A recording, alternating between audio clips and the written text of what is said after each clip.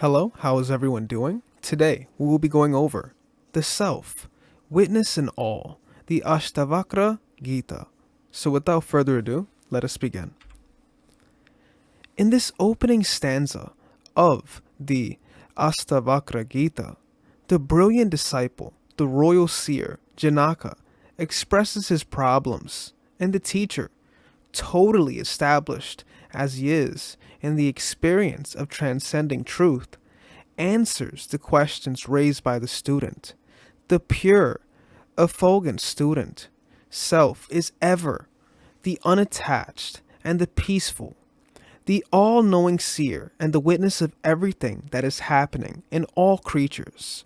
It is the one supreme and eternal God, the Brahman, or the ultimate reality, the perceived worlds of names and forms outside, and the experience worlds of emotions and thoughts within, all exist and sport only in the all pervading immutable self. Now, that's a lot to consume and a lot to digest. Let's try and break that down little by little. So, when we think of things, when people think of things, or when they feel things, it is I. It is always about the I. Not like your eyes and the eyeballs, but the letter I. It's always the I. I felt this. I did this. I'm here now. I'm here there. I felt this. I'm with this person. It's always the I. What this is trying to establish and understand is the Brahman is the consciousness that is connecting all eyes. For there is no I. We are all the same I. It is trying to unify this ideology that there is only one. There is no I. There is no I in this cosmos, for it is all one, right? That is why there is so many of us, right? And the ego is part of this reality as well, which we will see further. This one universal consciousness, supreme, which is the substratum for the changing world of phenomena, should be realized through the practice of meditation till we rise above the misconception that we are limited to the ego, the self, reflected in our thoughts. Reality is an amalgamation of how you feel.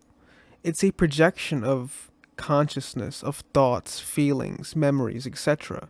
That's why the media and mainstream facets of social media, the main thing that they want to go out for is your emotions. They want to cue your emotions. They want to show you such dark things. They want to show you fear mongering to such extents to constantly put you in a state of mind of fear because they want you to project that sort of reality, right? So we have to understand how our thoughts also create a reality, but we're not limited to these thoughts in the self. There is something greater beyond the physical plane that we're not seeing, beyond the ether. So guys, meditation is very, very important. You must learn how to remain still. Stillness is very important because you have to be like a mountain.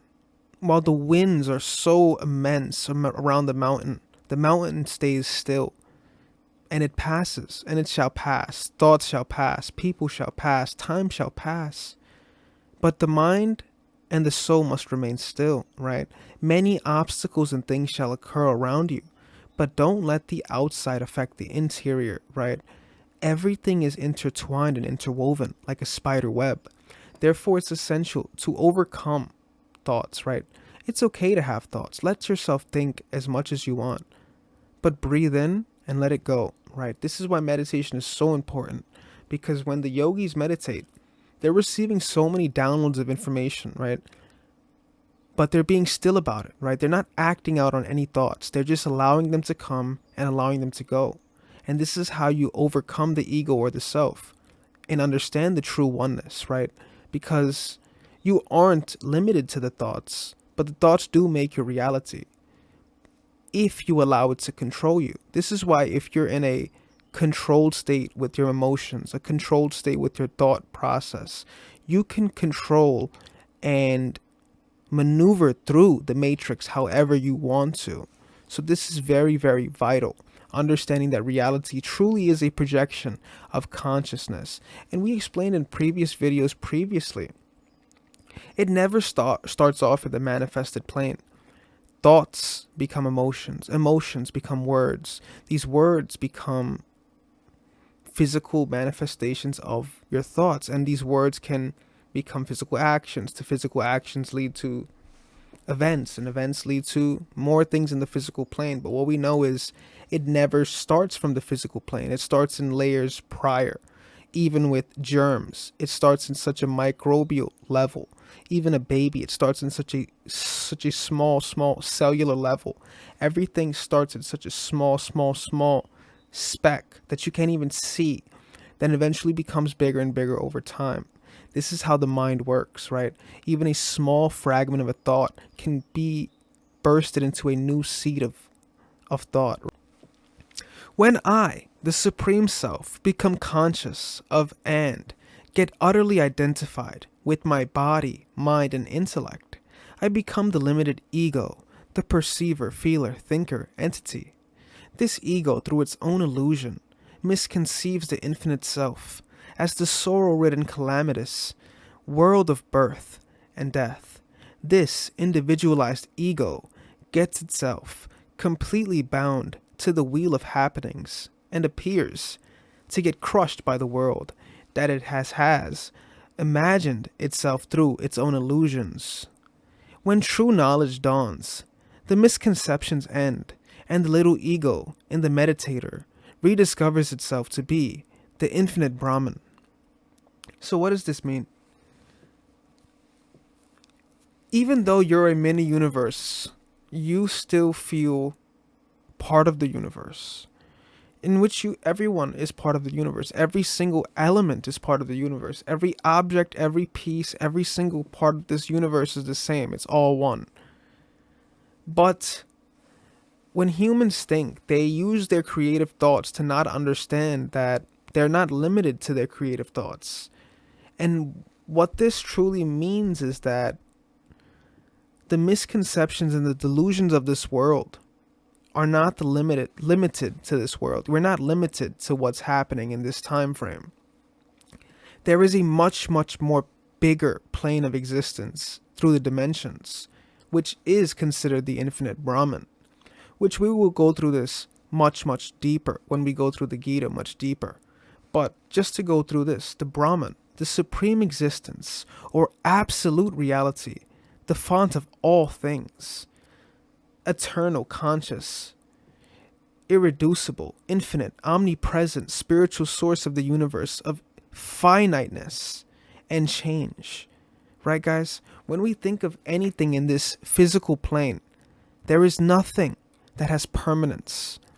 Everything has impermanence. And we as humans are very selfish. We desire and crave such permanence. We desire and crave permanence from almost everything. We wish our car would last forever. We wish the people around us would live forever. We wish our animals would live forever. We wish everything would sustain forever, right? But that's not the way the cosmos works in the physical plane. It's not permanence. It's impermanence.